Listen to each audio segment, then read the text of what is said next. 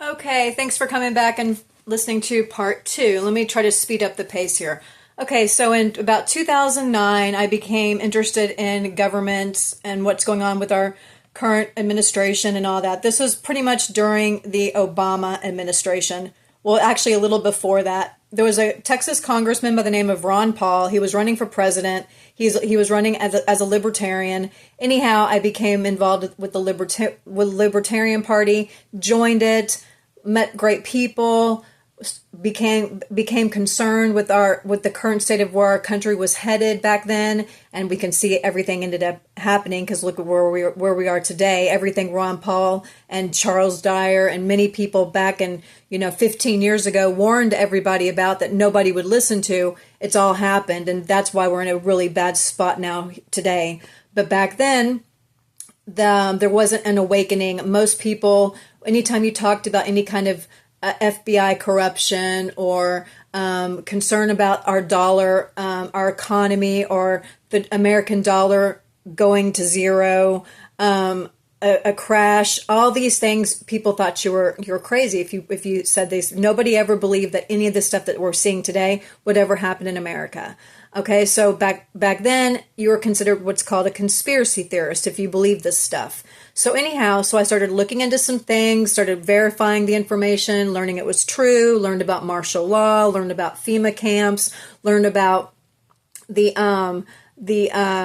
economy, learned about 9/11, many things that were very interesting to me, and I was doing research, okay? So I ended up getting concerned for myself, like if there was ever a time where we would have an EMP, or we would have some sort of like major blackout like we're about ready to face today. I wanted to have a plan. So I ended up starting a group in my neighborhood, and it was a survival group. I had members come.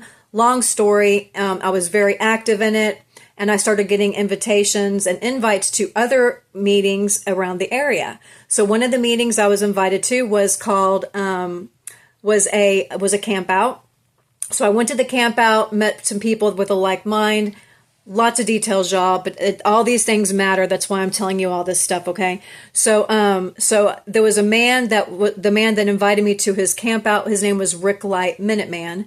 This guy was, he claimed to be a patriot. He acted like he was, on the same page.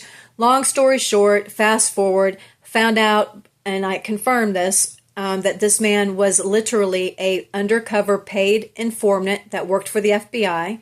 He was also a mercenary for the CIA. He literally was an assassin. And he was hired by the FBI to start and to develop militia groups around the state of Texas, and to bring these, build these groups up, get people to join, and then they were going to bring the group down. Okay? Very dangerous. Long story, a lot of details. I ended up making enemies in the very beginning of this whole new interest of mine, and this is where my enemies start. Okay? So his name was Rick Light, Minuteman.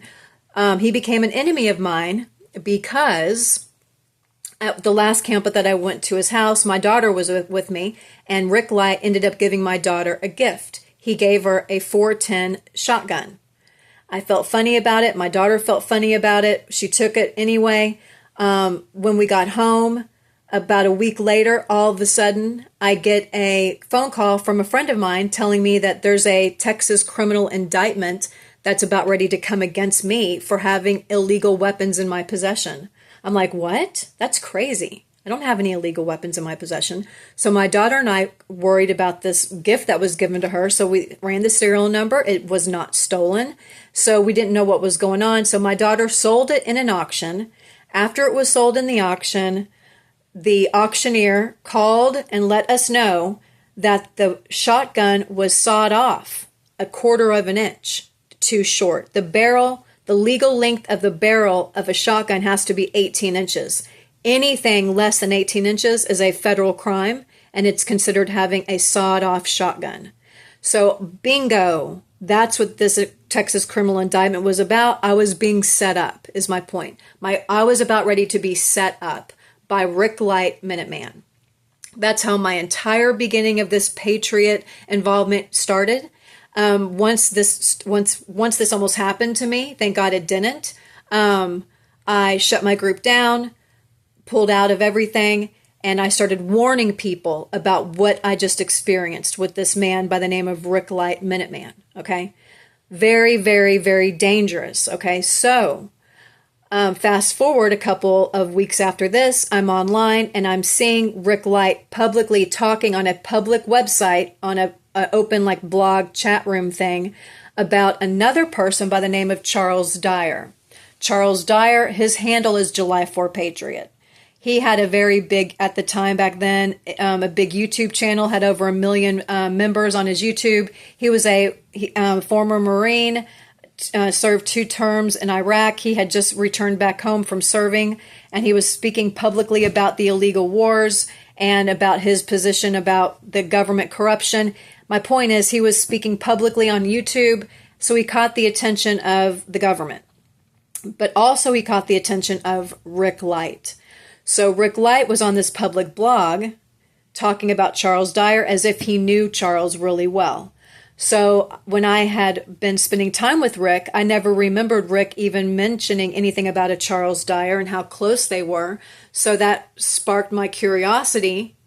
So fast forward another couple weeks, I ended up writing Charles a letter. Oh, by the way, Charles was in prison because he had been arrested for having a stolen weapon in his possession and also for raping a 7-year-old little girl. Okay, so he was in jail waiting to go to his federal trial. I wrote him a letter asking him, like introducing who I was and just curious if he knew anyone by the name of Rick Light Minuteman.